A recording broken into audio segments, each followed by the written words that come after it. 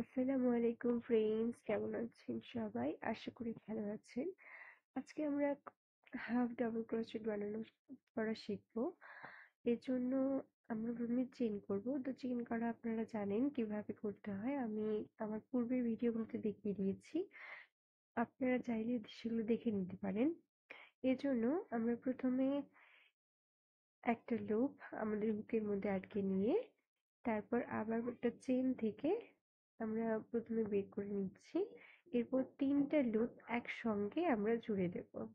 ৩টে লুপের ভিতর থেকে সুতো বের করে নিয়ে আবার আমরা আর একটা হাফ ডাবল ক্রোশেটের জন্য সুতো রেডি করছি। তো আপনারা দেখুন, আমি খুব ধীরে ধীরে দেখাচ্ছি যাতে আপনারা খুব সহজেই শিখে নিতে পারেন।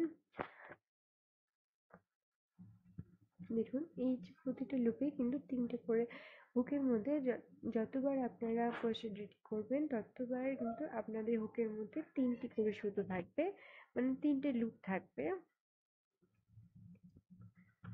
এই যে দেখুন হয়ে যাচ্ছে, খুবই সোজা এটা।